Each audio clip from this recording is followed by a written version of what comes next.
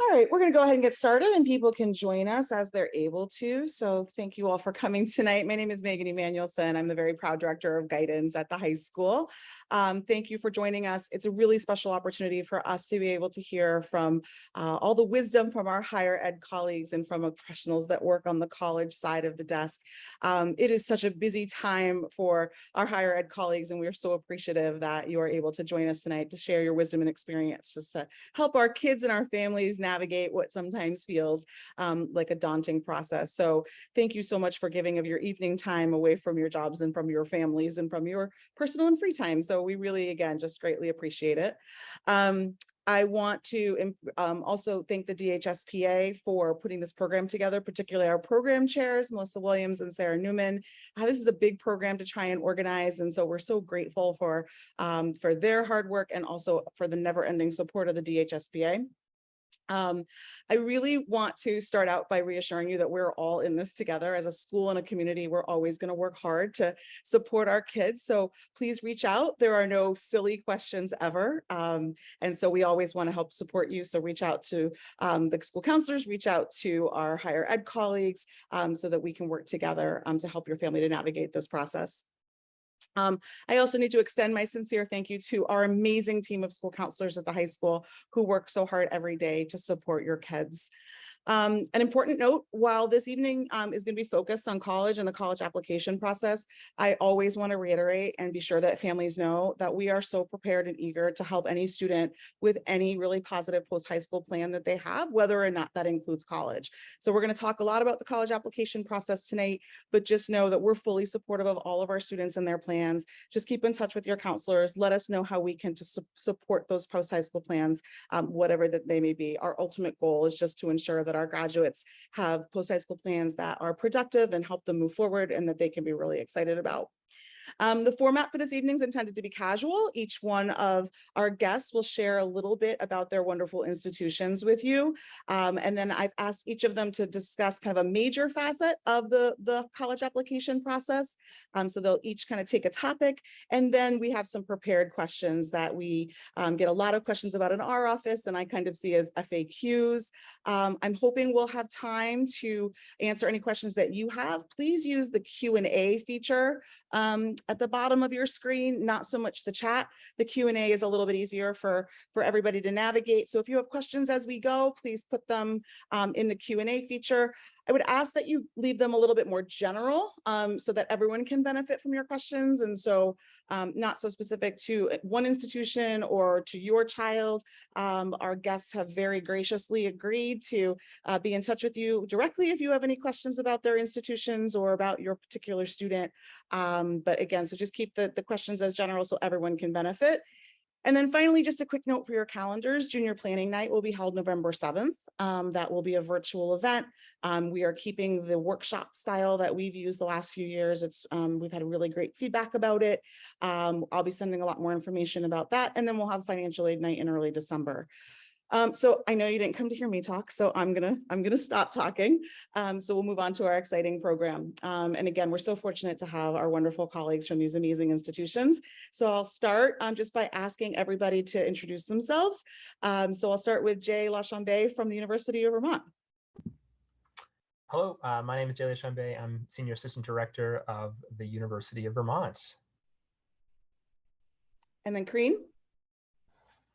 Good evening, everyone. My name is Kareen Phillips. I'm one of the assistant directors in the office for Bucknell University, and I'm also a proud alum too. Awesome. Lindsay. Hi, everyone. My name is Lindsay Holden. I'm the Director of Strategic Recruitment at Miami University in Oxford, Ohio. And Josh. Good evening, everyone. My name is Josh Keeler, Associate Director of Undergraduate Admissions at the University of New Haven, and I am also a proud alumni of the University of New Haven. Wonderful. Jay, can you tell us a little bit about UVM? I'd be happy to, yeah. So the University of Vermont is the state flagship research university of the state of Vermont. We have really unique population here. Again, as the flagship university of the state of Vermont, we're unique in that for our incoming class this year, nearly 80% of our students came from outside of Vermont. So we're comprised of students from across the country and around the globe to be members of our UVM community. We have about 11,000 undergraduate students, and these students study across roughly 100 majors in our 7 schools and colleges. And these schools and colleges run everywhere from our liberal arts college to engineering to business to education to nursing and health sciences to the environment. So anything you could really want to study, UVM likely has it there for you across our 100 majors. We are really intentional in the ways in which we help our students to build a sense of community on our campus. We need to be, because our students are coming from so far away. We work really hard to help them build a sense of identity and a sense of belonging on our campus.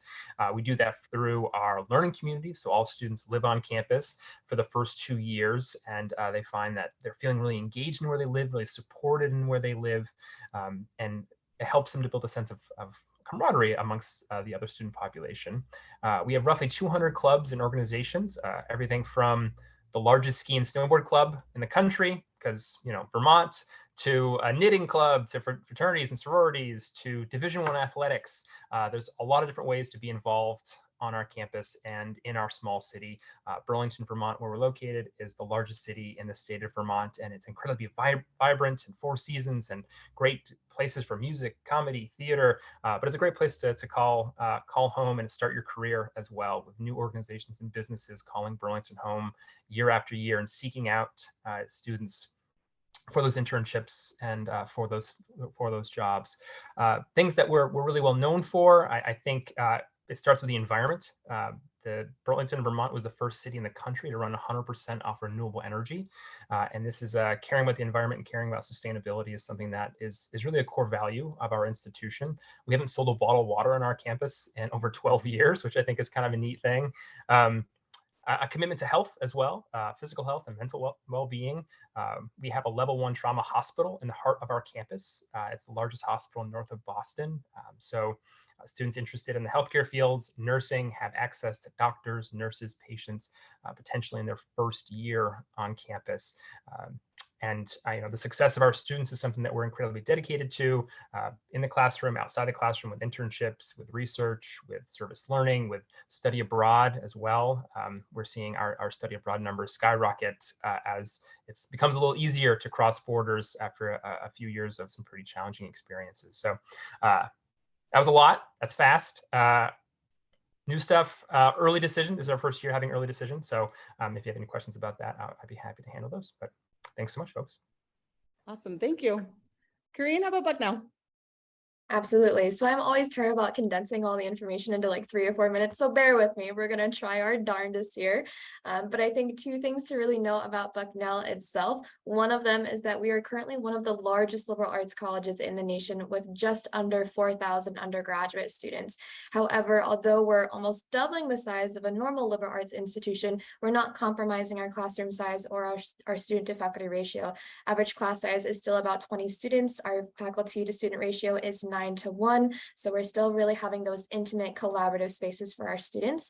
The second thing to remember about us, and really what we're well known for, is that we're offering 2 pre-professional concentrations or tracks, our engineering college as well as our Freeman College of Management. However, at the core of every Bucknellian is a liberal arts student. We want to give you reins and control over your education. We don't want to pigeonhole you down a certain path saying, nope, you're only stuck taking these respective courses. We want you to be able to explode, and have those interdisciplinary aspects to your education.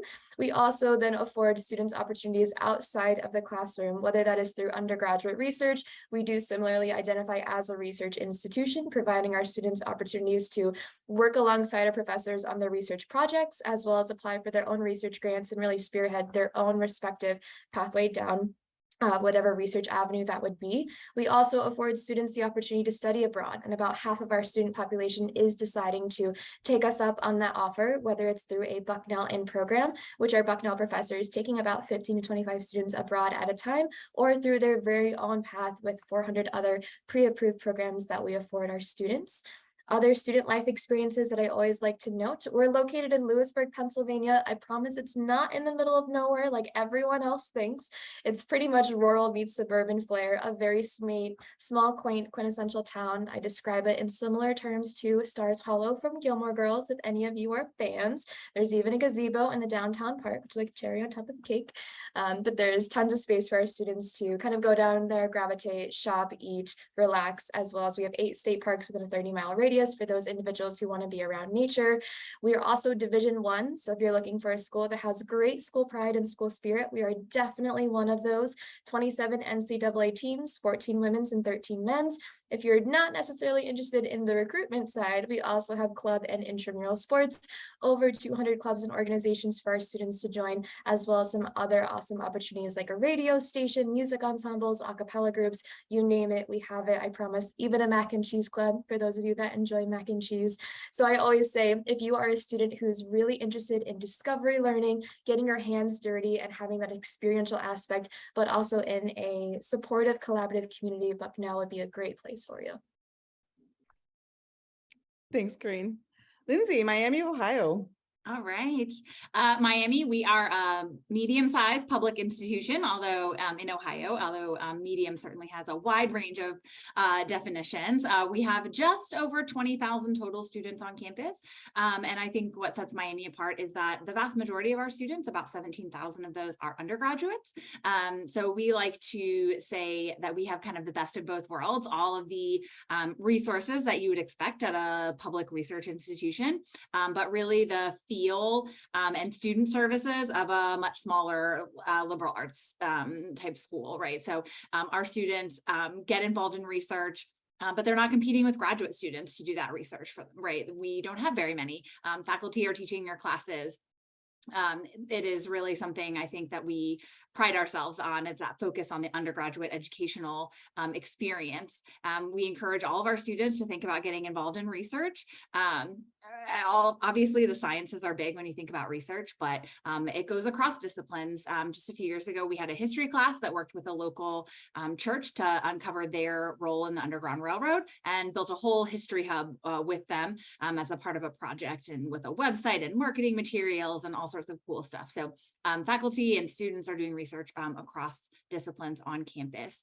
But we have the feel, I think, of a smaller liberal arts college. So our students are required to live on campus their first 2 years, which really helps them build that sense of community. Our students can and do live off campus when they're in their last 2 years, but they do tend to live right next to campus. So it maintains that really campus feel around campus.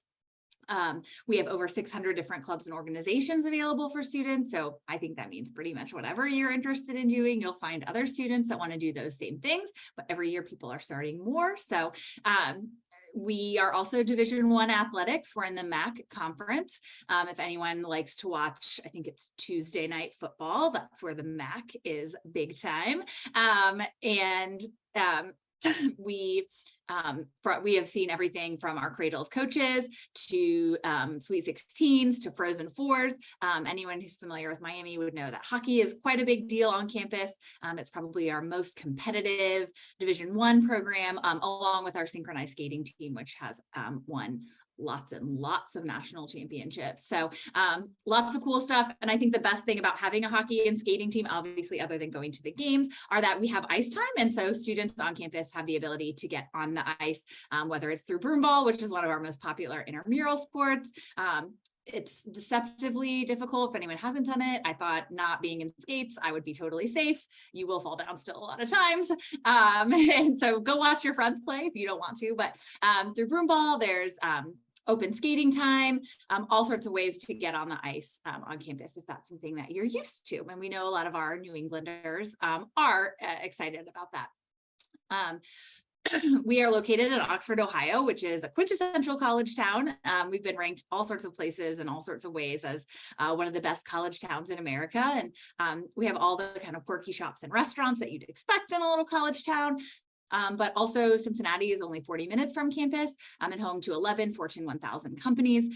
So lots of great opportunities for students to connect with internships, with jobs. here in our own backyard, but also all across the country. We know that we're historically ranked, we've been ranked as one of the top public institutions for internship opportunities. And our students are going all over the country and all over the globe, with over 225,000 alums living everywhere. There isn't an alumni network, I would say, that loves their institution more. There are probably lots that love it. There's the same, but our alumni are really incredible at coming on to campus to work with students on everything from resumes to job searching to interviewing for internships and careers. So that is a little bit about Miami, and happy to take more questions later. Wonderful, thank you. And Josh, University of New Haven. Absolutely. Great to be here. As most of you probably know, the University of New Haven is a small to medium-sized private school in the state of Connecticut. So right in your backyard, only about 40-45 minutes, depending on traffic, to get down to campus, which is great. I'm not sure the people that know the history of the University of New Haven. We actually started out as an offshoot of Yale University in 1920 when we were founded, and kind of grew and expanded into the University of New Haven into the 60s. So now we're on our West Haven campus, so called the University of New Haven, located in West Haven, Connecticut. As Lizzie was saying, medium is kind of an interesting number. So we're technically medium. We have about 5,000 undergraduate students. So I say small to medium, but I think it's an ideal college size. Bigger than high school. So you feel like you moved to college, but not a huge setting. So I always like to say that. And most universities our size maybe have 50 programs, but we have over 100 academic options to choose from, which I think is great for students because a lot of students come in undecided. You're unsure what you want to do, and that's totally okay. So coming to the University of New Haven and trying to figure out your goals, your passions, it's what we do. Our Career Development Center was ranked in the top 20 a few years ago by the Princeton Review. So we have excellent Career Development Center to get you ready for your life after you graduate from the University of New Haven. So again, 100 academic programs broken up into 5 colleges. So arts and sciences, business. We have our own Henry C. Lee College for Criminal Justice and Forensic Sciences, our School of Health Sciences with connections to Yale Hospital, and then finally our Tagliatella College. So a lot of different opportunities for programs and majors at the University of New Haven. And speaking of internships as well, we want you to get out of the University of New Haven community and practice what you've been learning. And 85% of our majors actually require an internship to graduate. So we always like to make sure you're going to be experiencing your program and what you're learning in the classroom outside the University of New Haven. In terms of diversity, I always like to point out that we are a very diverse campus. About 45% of our students are actually first-generation college students. So we have the resources in our office across campus to help students get to the University of New Haven if this is your first college search process as well. And then about 30% of our students identify as an underrepresented group. So I always like to point out that we are a diverse campus located here in Connecticut at the University of New Haven. Sports are big on campus as well. We're a Division II school in the Northeast 10 Conference. We have 20 different varsity sports. We just added 2 more this last year, so men's and women's golf, which is exciting for us. We have 150 different clubs and organizations to get involved with. So again, lots of opportunities to get involved outside the classroom. And we have the 2nd largest marching band in the state of Connecticut. So students that want to participate in the marching band can also get scholarship for being in the marching band too, which is great. We also have fantastic study abroad programs. We want our students to get off of campus and explore the world. We have a study away program in Nashville, Tennessee. We have a campus in Prato, Italy, where students can study abroad for an entire semester. It's a beautiful campus. Your meal plan is authentic Italian food. So I always like to tell students they can study abroad and eat authentic Italian food for a whole semester. It's really great. And then really the last thing, a lot of schools, November 15th is early action, but ours is December 15th. So you have a little bit more time to get that application in for us, which is great. We offer a ton of merit-based scholarships to help you at the University of New Haven. And if there's any questions that I can answer about it, I'd be happy to answer. Thank you so much. Gosh, that always makes me want to go back to college. I feel like I missed some opportunities there. Thank you all. That was so informative. So I'd love to take a closer look at some of the different facets of this process. Kareen, if I can, I'd like to start with you. Can you speak to some of the trends that you've been seeing? I know our families and our students are wondering if COVID is still affecting, how COVID is still affecting, early versus regular pools, if there's anything about wait lists, what is a yield? And I know that's probably a 2-hour conversation in and of itself, but if we could just, start to chat a little bit about that and maybe even just some of the terminology, that'd be great. Sure thing. Yeah, so I actually took some notes before this because I wanted to make sure that I could like condense it down because all of those topics are so large and so broad, and we could literally be here and just have the whole conversation be around what are we seeing, what do these words mean. But I want to preface by saying these trends that I'm noticing in my office are hopefully across the board for the other representatives that are here, but also for me, I'm seeing this as a result of COVID-19 because when I started in this role, it was fall of 2019, and then we all know spring of 2020 whammed us from behind, and we're still kind of feeling the outskirts of that. So we're kind of riding on the coattails of COVID-19 as we're looking at these trends historically over the last couple of years. So the first one that I want to highlight is that colleges are going to continue seeing a rise in applications, with some schools going test optional, which I will dive into that as my next point. Students are feeling more freedom to apply for schools that might have been a far reach from them from the very beginning. And now that they don't have to submit their SAT or their ACT, those standardized scores, they have the opportunity to apply to as many colleges, or maybe more confidence to apply to more colleges, therefore then causing us as institutions on the flip side of that to be having a lot more applications in our pools, either for early decision, which is that binding agreement. If a student is applying early decision that says, you are my #1 institution, and if accepted, I will come. Versus early action is when you apply early to a school and they come back and say, great, here's your decision. You're finding this out a couple of months in advance prior or before students who might go regular decision, which is just applying and then you'll find out in about 2 or 3 months, depending on a school's cycle. So we're seeing students' pools increase as a result of the test optional side. I know for Bucknell, to speak on my own experiences, the last 2 years we have broken the school record in the sheer number of applications that we received. We don't know what this year is going to bring, but we have an estimate that we might be seeing that again for our class of 27 applicants. To go with the test optional side, with the result of COVID-19, a lot of institutions pivoted because standardized testing was not available for students to take. And so institutions left and right were trying to figure out, are we going to require them? Are we not going to require them? Are we only going to require it for a certain population? So international students or recruited athlete or any homeschool students.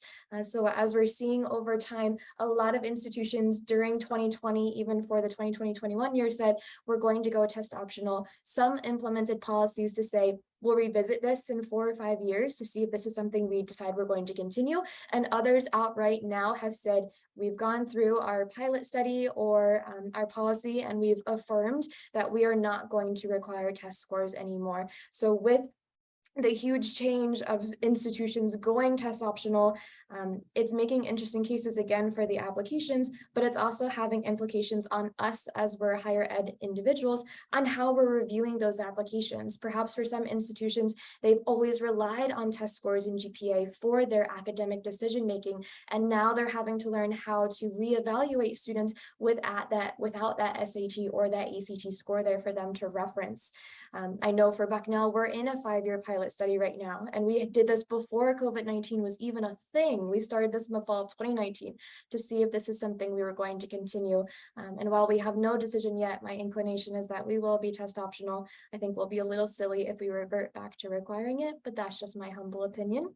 As I was kind of noting, with the test optional policy that exists of really not having to submit your test score if you do not wish to. And for those of us that are test optional, we wholeheartedly mean that. You do not have to send your test score. I know some students think, well, if I'm business or if I'm engineering, like, do I still have to because it's a pre-professional track?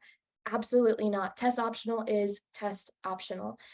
So we're seeing our colleagues across institutions having to pivot to then learn, how am I going to evaluate this student academically when I don't have this piece of information I might have revived on or really relied heavily on during the review process. So there's this trend of humanizing the application review process that all of us are navigating. And of course, we're going to keep improving over time. So not just looking at the GPA and the test score, but really getting to know what makes the student the student, putting the human back in the process, reading your essay, reading your letters of recommendation that your your teachers are writing about you and your school counselors are writing about you. I would also say that on the flip side, I'm noticing some institutions who are now including more supplemental essays. So these might be essays specifically for that institution that they're requiring you to write in order for them to get a glimpse into your character and who you are. And maybe they never required that before. Some of them, it could be a 300, 400 word essay asking you to tell a story about yourself or highlight a certain mission statement that that institution really upholds. Or some institutions are providing a short supplemental personal statement that says, like, why are you interested in the major that you're interested, or why are you interested in us as an institution, or potentially both at the same time? Why do you want that major and why do you want it on our campus? So I'm seeing the trend of that increasing for institutions that never had supplemental essays before, but also that aspect of us really dedicating a lot of time as we're reading the applications to do the application justice and to do you justice as a student.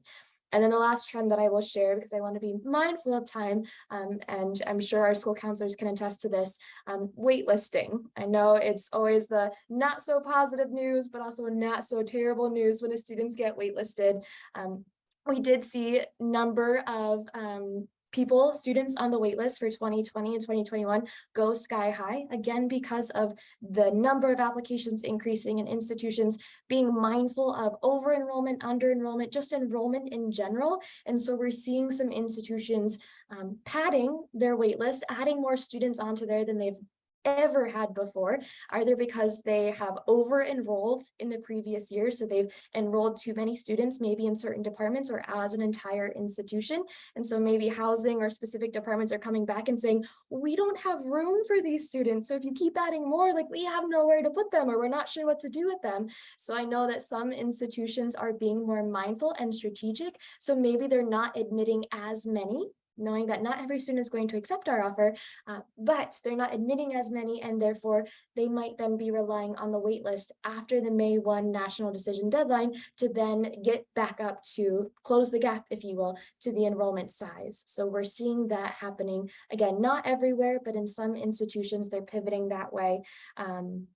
And then I will say sometimes for those competitive majors as well, maybe they've over-enrolled or under-enrolled, and so that's going to impact how they are potentially going to utilize the waitlist into the future. But I feel like I've talked a lot, so I'm going to pause. And if there are further questions that we want to dive into, of course, feel free to utilize the Q&A and we will get to them. Thank you. That was so comprehensive in a really short period of time. And I'll just piggyback and say that's one of the things the counselors spend a lot of time doing in the spring is to help students and families to navigate kind of those decisions in terms of how to approach a wait list or what communications are appropriate and the timing of that. And so if you find yourself in that situation, please know that your school counselors are always there to help you navigate it. Josh, would love to move on to you. Can you share a little bit about your advice about visits? I think the awesome thing for our classes of 23 and 24 and beyond are that for the most part, campuses are now open and people are able to do the in-person visits, although I think most schools will become real pros at the virtual by force, but the virtual visits too. But how should a student tackle a visit? How can they maximize a visit? How should they approach a visit on a campus? Yeah, I think I have a really fun question to answer. I think visiting campus, and I'm sure all my colleagues will agree, visiting campus is where you fall in love, that's where you're supposed to be. So I think all of us would agree that visiting the schools that you can is a great option. A couple of things that I like to note, like come with questions either about your specific program. If you are visiting a lot of schools, it's sometimes easy to oh, did I see this at this school or this at this school? Keep a notebook in the car, bring some paper with you, write down the points that stand out to you, what you love about that university. That's really, really important, because you're going to talk to a lot of admissions counselors, you're going to get a lot of information, you're going to have a lot of acceptances, you're going to have all these things, and it's easy to get that information confused.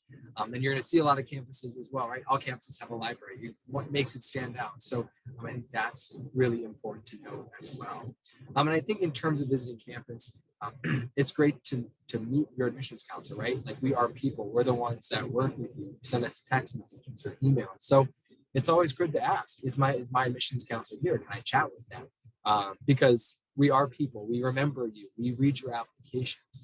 And I think that's really important. Like, oh, I remember meeting you at the visit, or I met you at your high school.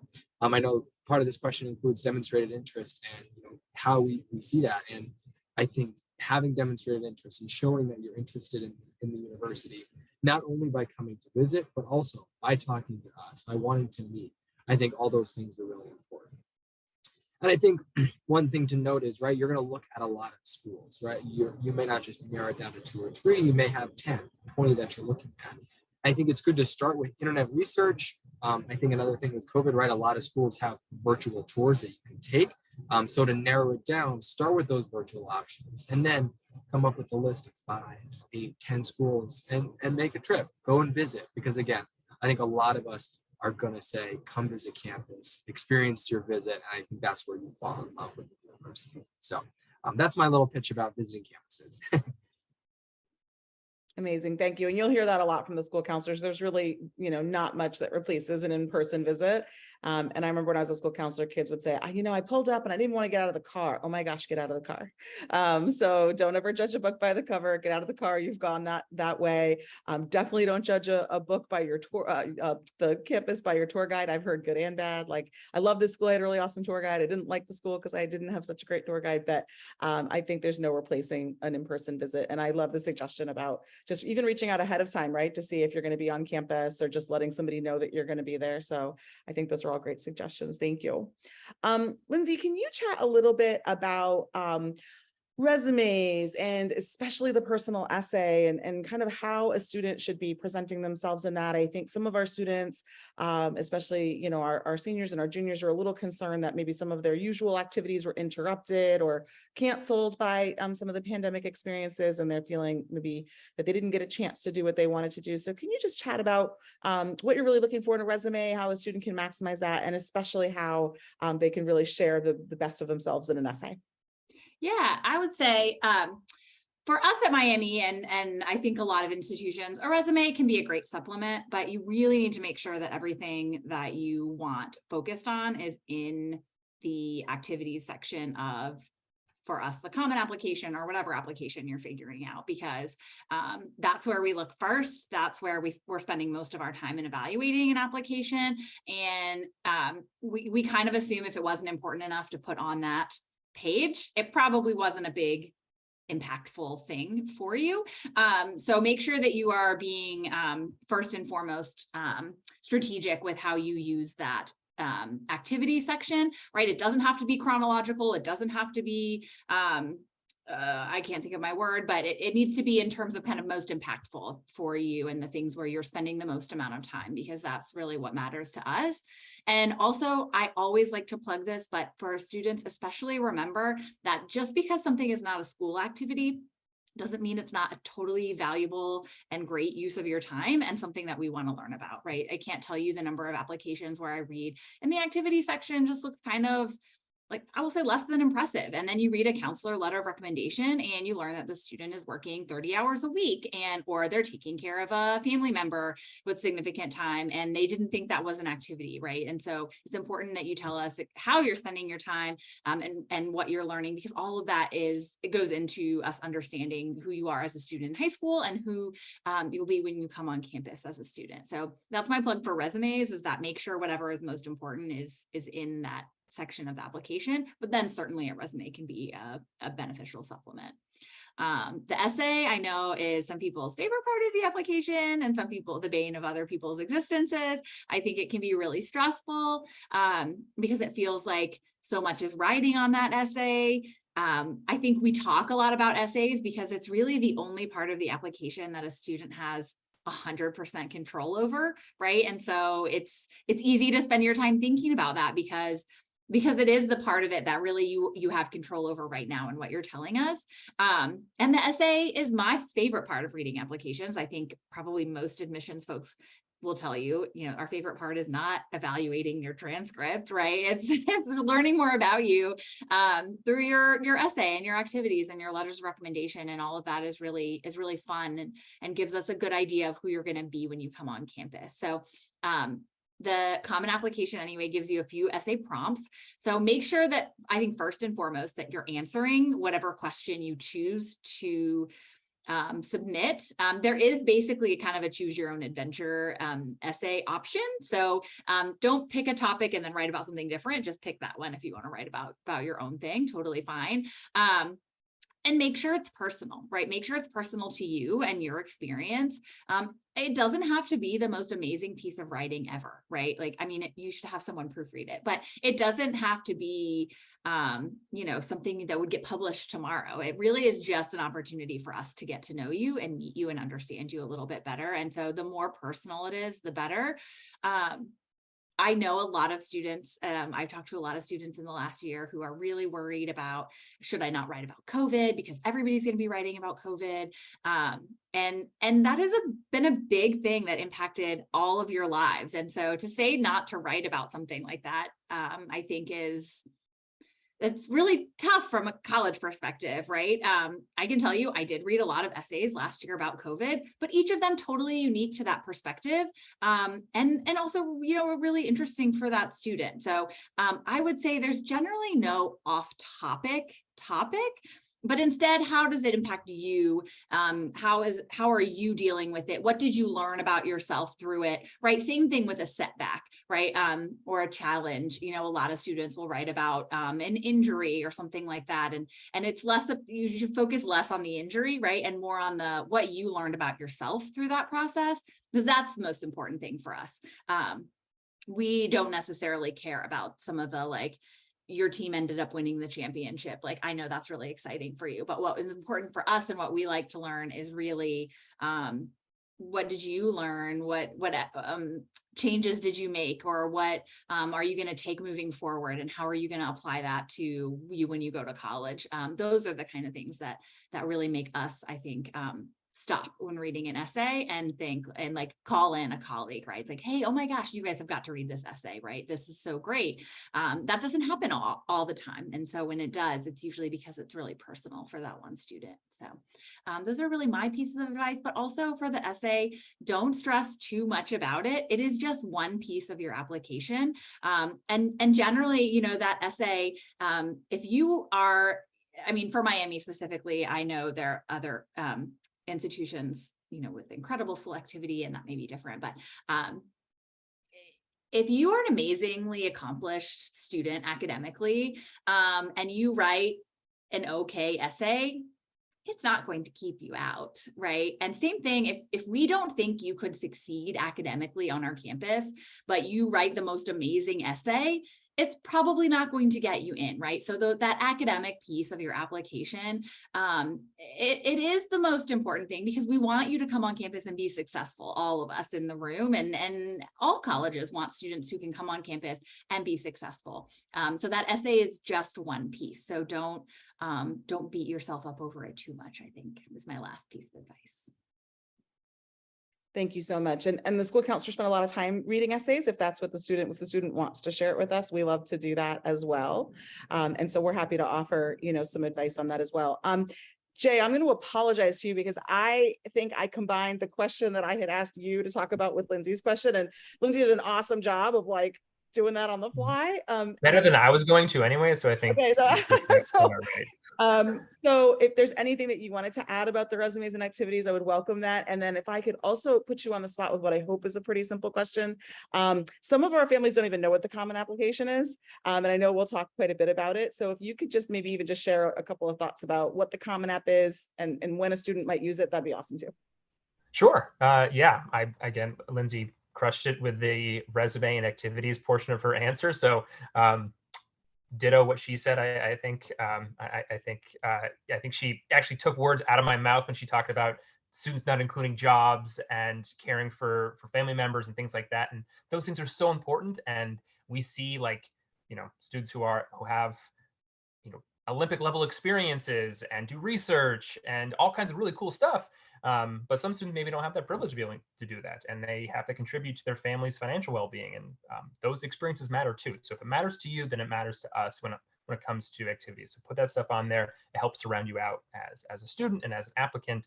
And I think I speak for all of us. We want three-dimensional people when you're applying, and that's just one way for you to demonstrate that. The Common Application is wonderful. It is really a one-stop shop for students. I think I get this number wrong all the time. I think it's roughly 900 institutions in the United States utilize the Common Application.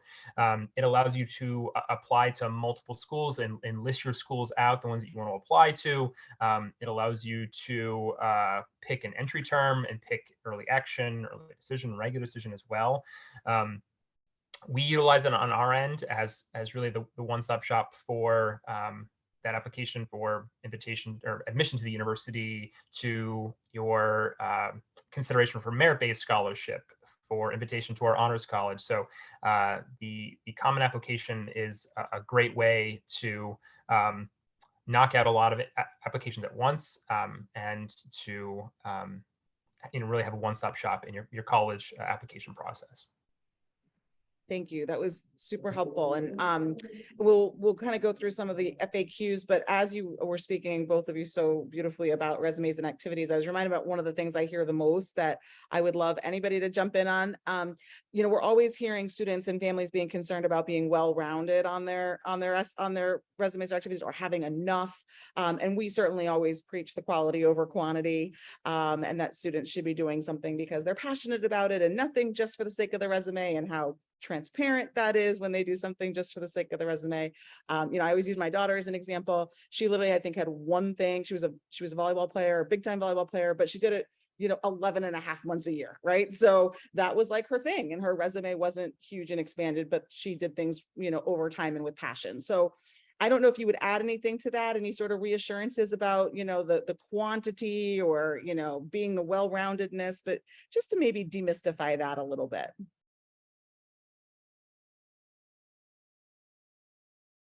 Sure, I'll start it and anyone jump in.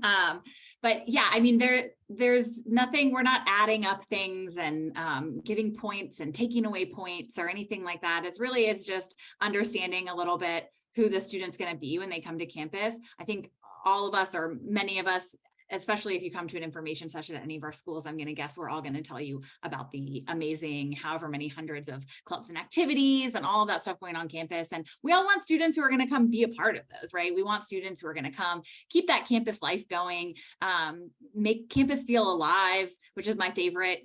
Walking around campus this time of year and everyone is out doing something. Like I walked through the student union today and there was some sort of sale going on. All sorts of like student groups had made things, clothes and food, and I don't know, super cool. It was too cool for me. I was too old for that. So I kept walking, but we want students to come to campus who are going to get involved in all of that kind of stuff. So we're looking, that some students are going to have one thing that they do all the time, and that's super cool. And some students are going to have a bunch of things that they're involved in, and they just love being involved in things, and that's fine too, right? There's not a better or worse kind of activity list or students.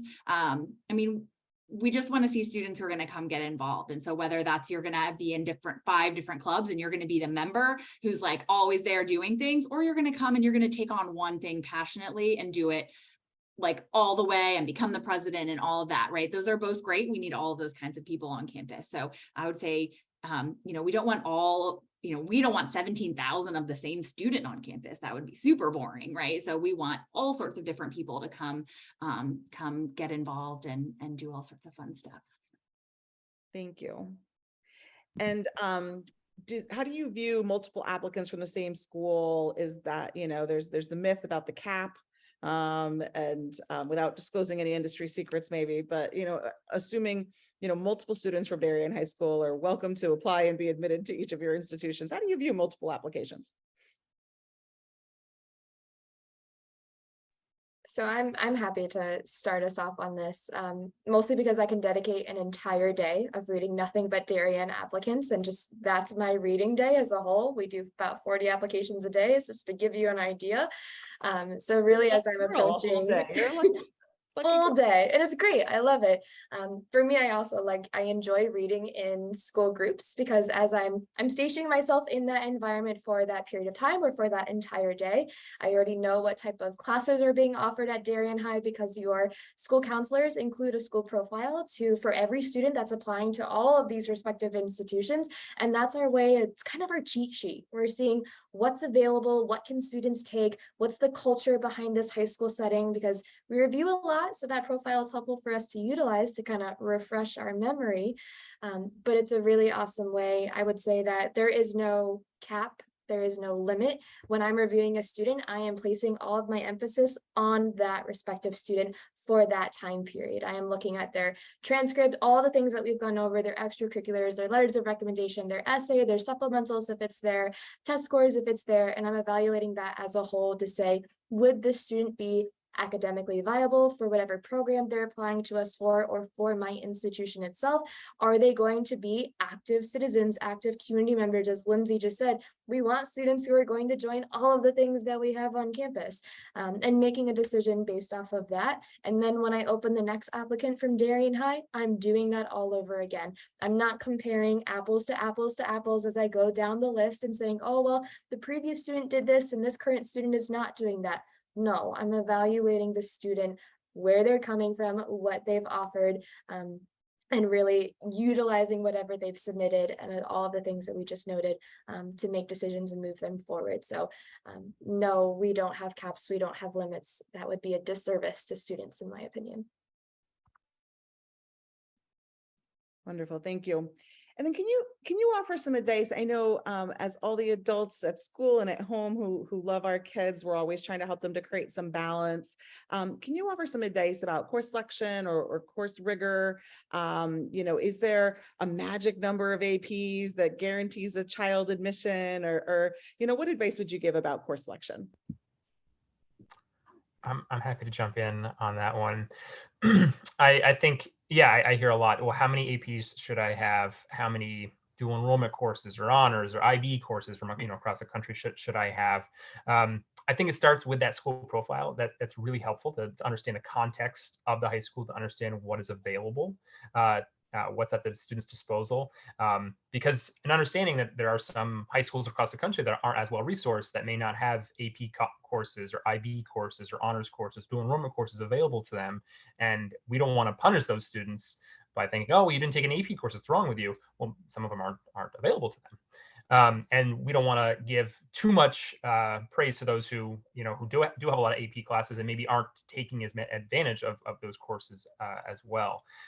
We understand that you also need to sleep when you're a college or a high school student, and we understand that you want to be able to take advantage of some electives and extracurricular type courses as well when you're in high school. So having a full slate of AP courses, that's great. Don't think you have to have that to be admitted to college. Rigor does matter, certainly. And thinking about the fields in which you're potentially interested in also matters. So if you're a student who wants to go into engineering, and you know that early on, we're going to want to see some strong rigor in your STEM fields. Same if you're going to be an English major. We'd like to see that you've taken some AP courses in those fields as well. It's all about assessing students and their preparedness to be successful when they get to our campuses. And rigor in a high school curriculum is a good indicator of that success when they get here.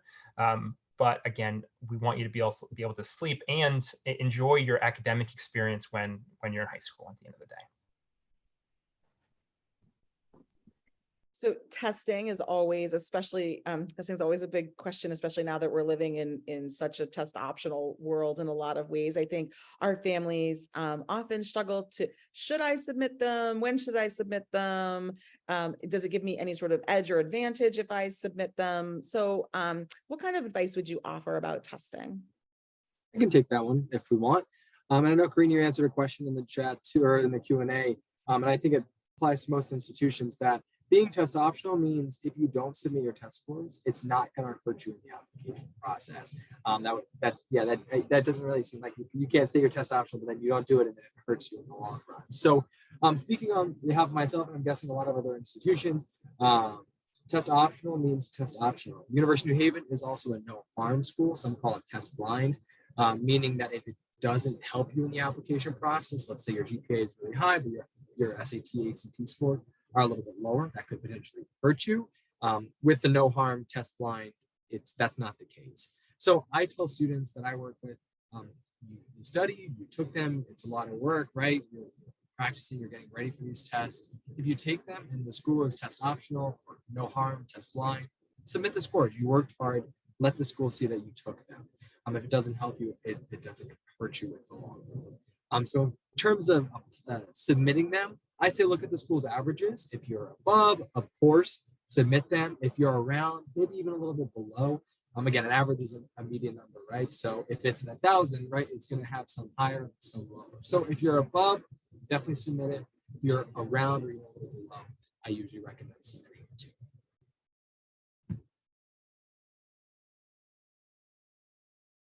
All right, that covered it. Amazing, good. We know that great kids make bad decisions all the time. So if a student has kind of made a bad choice or, gotten a suspension in there somewhere, how should they sort of reflect that and how should they appropriately share that with you? I can tackle that one. Yeah, we all know that things happen. And if something has happened before the application, you would want to answer truthfully to the disciplinary questions on the application. And there is a section where you can elaborate further, and that's a great place to just give us a little bit more information about what happened and then how you have addressed any issues, right? What changes you've made or what you learned, or anything like that, and hopefully you have actually learned something from that situation, or you've addressed it in some way with your school, because that's what we really want to see, right? Is someone who understands what happened and has made changes because of that. You would be surprised at the flippancy, I think, with which some students address those issues as if they're not important, or they didn't really, they shouldn't have gotten in trouble or whatever. And regardless of whether or not you think that, it is important to we are an institution similar to a high school, and we want to know that students understand, codes of conduct and rules and being part of that community. And then what happens when you when you don't follow those. So, have some understanding and be able to express that in that piece of that essay part or extra information. And then if something happens between when you've applied and either getting a decision or enrolling, or at any point really after the application process, you should reach out to the institution and address that with the same thing as well. This happened. I'm really sorry. Here's what I've learned. It won't happen again. Those kinds of things that you've worked through with your school. Because if an institution finds out that something happened and you didn't let them know, they can rescind that offer of admission. So I will say for us, and I think many other institutions, for a student who addresses it very clearly and is upfront about it and talks about what they learned, it is very unlikely to change that admissions decision.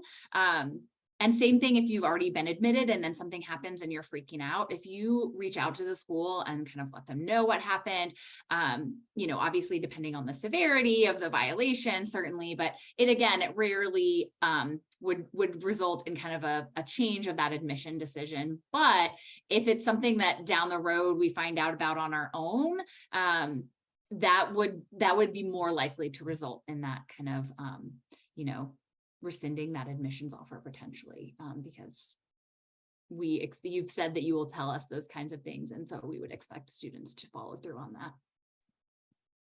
Thank you. That's super helpful. And as the mom of 2 high school graduates, I know what the spring of senior year especially can look like.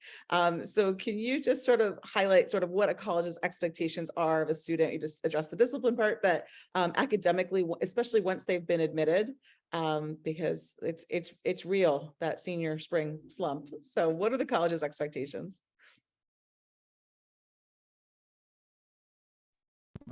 I guess we can keep going in line from before.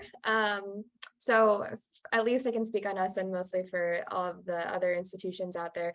We expect you to uphold the same standard as what you're admitted off of. So in terms of your rigor, the classes that you had your senior year, we're basing our decisions for not the sole decision, but some of our decisions are based off of your midterm grades or your first quarter grades in the classes that you're taking that senior year, as we've talked about the importance of rigor and how you've challenged yourself. So come the second half of your school year, senior year, you're tired, senioritis has kicked in, as we noted, and maybe you want to drop that really difficult AP class because you're done with it.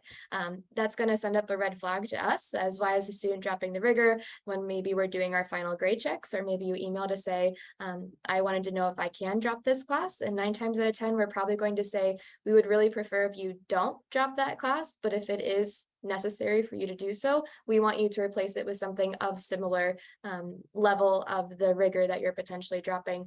So really, we want you to keep chugging along, keep trying your best. Of course, we know that things are going to get challenging. So if grades dip or anything like that, I know sometimes you will get a letter from the institution that you have been admitted to. And if you decide to enroll, and when we get those final grades, if we notice that something is off, like, I mean, something drastically, like you're failing a class and you've never failed a class before, we will send a letter being like, hey, what's going on? Do we need to have a conversation? Is there something that you would like to share with us, just so we can maintain on the same page, but also then potentially help you in your transition to our college in the fall to say, maybe let's set up meetings with your academic advisor on a weekly basis so you have that support system if you're noticing things along the way that you think would be a better asset to you.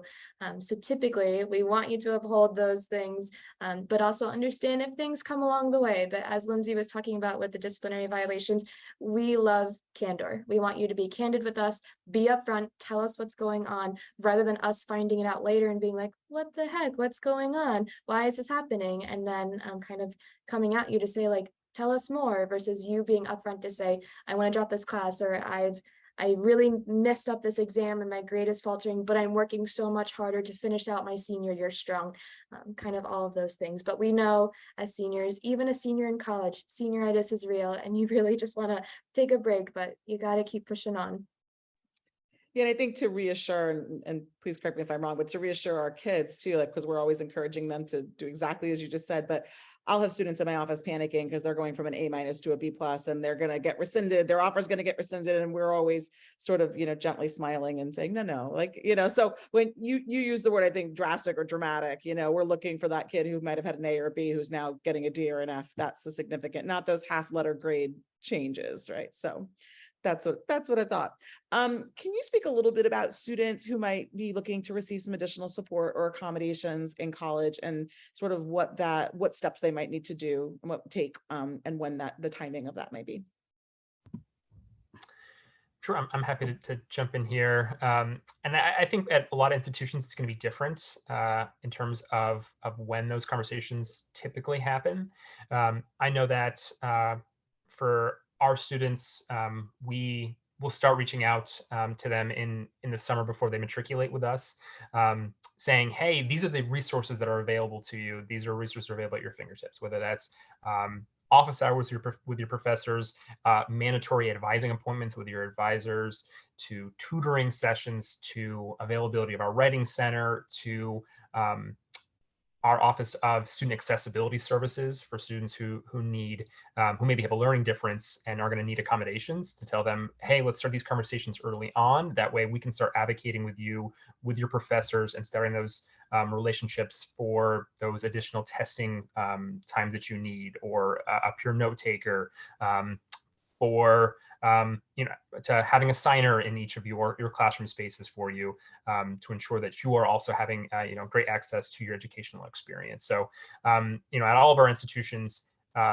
it's those sort of support systems that we've seen colleges put a lot of emphasis on over the past number of years, because we understand that we owe it to these students to do the very best that we can to ensure that there's access to education, access to their success. This is our demonstration to our dedication to their success, inside the classroom and outside the classroom, in terms of those support services, and understanding that some of those support services are going to be social as well, whether that's working with your RAs and ensuring that you're feeling that sense of home, and a sense of safeness, and a sense of comfort on our campuses as well. Thank you. And we have so many of our students who are just brilliantly talented in lots of different ways. So when a student is, say, either an athlete or even some of our students who might be submitting an art portfolio or a music audition or a theater audition, how does that kind of dovetail with, and I know it might vary by institution, but how does that dovetail with the admissions process? And do they start with you? Do they start with the coach or the music and art department? What advice about those kind of additional pieces? Yeah, I can speak on the University of New Haven, and I'm guessing similar processes across institutions. In terms of athletes, I'm guessing a lot of schools have specific counselors that read athletic applications. So it's kind of a little bit separate. Obviously, there's overlap with questions and questions and needs from the student. Like I'm happy to work with my athletes in Fairfield County, things like that. But a specific recruiter that knows more about the NCAA process, things like that, make it easier for that. In terms of portfolios for music, art, theater, it's kind of a similar process. Typically, the academic portion goes with the counselor, and then there's typically a counselor that has a BFA or an MFA that's able to review. For us, music faculty review those portfolios. So it's going to be kind of a combination of, I'm guessing similar across the board, a combination of admissions counselor and then someone that can review these portfolios or work with the athletic students.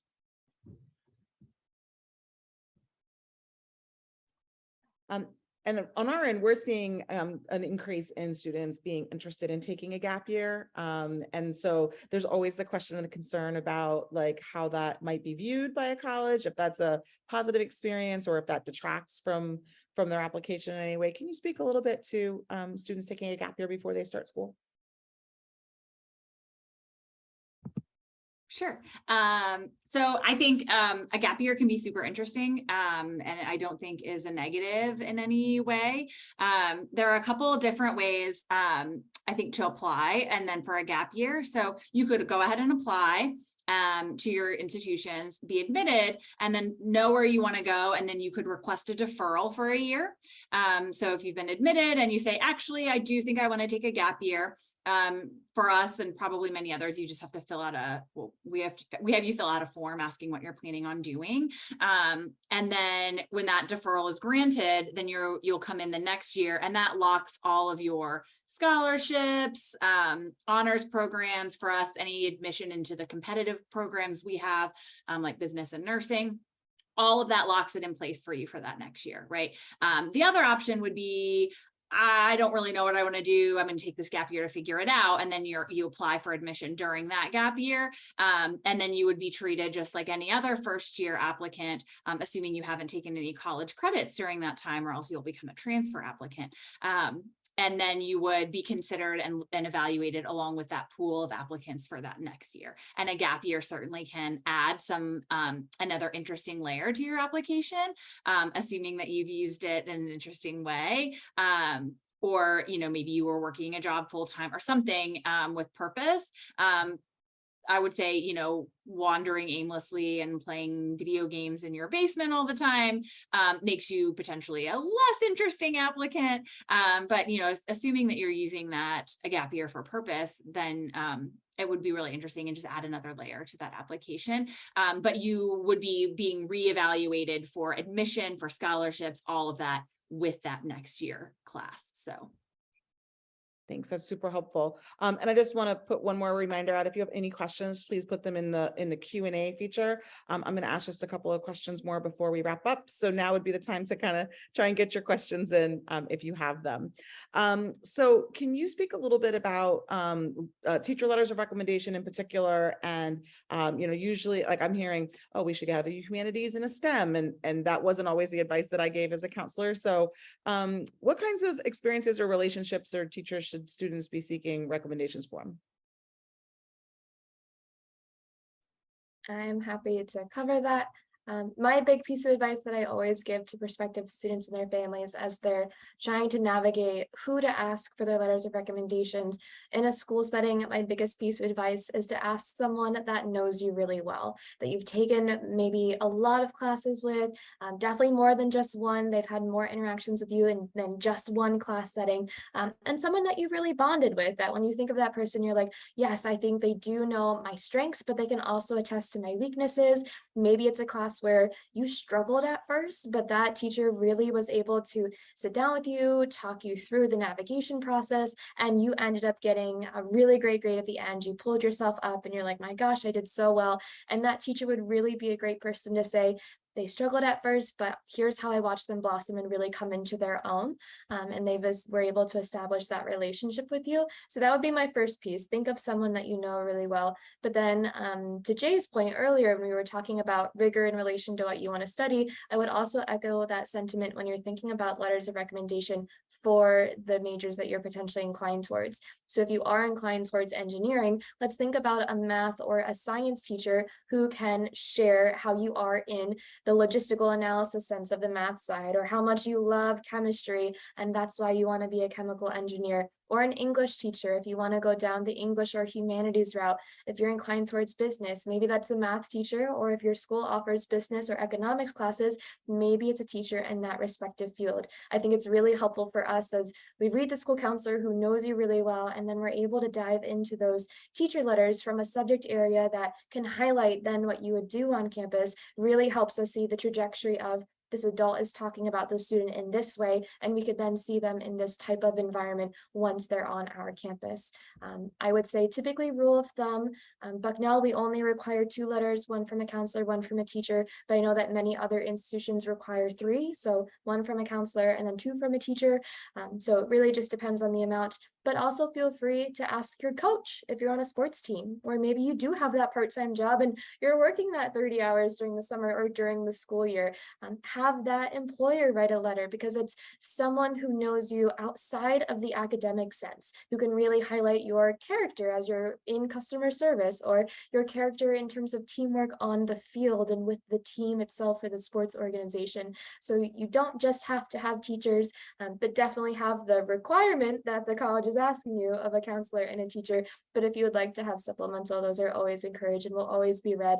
Now, I would say like no more than 10 letters. I have had a student do that before, and that was a lot to read. I'd say like rule of thumb, maybe like 5 or 6 maximum. But please feel free to kind of encourage those thoughts of people that aren't necessarily in your school system that can still highlight attributes of yourself. Awesome. Thank you so much. Any final words of advice or wisdom in general as our families kind of either are in the throes of this or just starting out in this process? Breathe. I think that's my big piece of advice. There's no secret there. And take care of things that you can control. Be the best student you can be the best sibling you can be the best son or daughter, friend that you can possibly be. Focus on those things. And if you focus on those things, all this stuff that we're talking about will figure itself out. Meet your deadlines and put the best, best foot forward you can. But at this point, this close to application processing, all these things, you can't change a whole lot necessarily. Just focus on things you can control. And I always like to say it's an exciting time and a stressful time. But I hope tonight's presentation and us talking shows you that we're real people, that we're here to help you. Reach out to us. Like we're happy to have these conversations with you and be and work with you through the process. That's our job. Some students are like, I'm sorry to bother you. I'm like, my job is to answer your question. So please bother me. That's my job. So reach out to your counselors, work with us, and we're happy to help you throughout the process to each of our schools. And have fun. It is fun. Get on all the mailing lists. This is the best time in your life to get mail. So it's all downhill after this. Then it starts turning to bills, right? We start to get bills, right? I think my piece of advice or things that I would share is I'm a firm believer in you're going to end up where you end up for a reason. And I know it seems daunting and it's probably going to be stressful. All those things that we've highlighted, we are human beings on the other side of this as well. So we understand at one point in our lives, we were going through the same process as well. So we know and can remember what that feels like. But at the end of the day, come May, you are going to find an institution that you can call home for the next 4 years, and you are going to be absolutely enamored with it. And on the flip side, maybe after that first year, you're like, rats. It's not really what I wanted. It's not really something that I'm looking forward to. You always have the potential to transfer and choose another college that you feel would be a better fit for you. So go into it. You're going to start off really great. And please know that you don't have to stay there if you don't like it, right? You can find other places to go, other things to do. But trust your gut, as cliche as it sounds, when you're walking around campus or when you're interacting with people. Listen to it and say, like, is this somewhere that I can actually see myself for the next 4 years? And go with it, run with it. And that will probably guide you a lot farther than you think it might. Thank you all so much on behalf of our school and our families and our Parents Association. We're just so grateful. This was fantastic. It's everything I would have hoped you would have shared with our families. And I'm sure that it has helped to calm the nerves and bring down the temperature a little bit, which is always the goal. So thank you so much for giving of your time. This is going to conclude our evening. Thank you to our families and hopefully our students who joined us as well. And have a great evening, everybody. Thank you so much. Good night.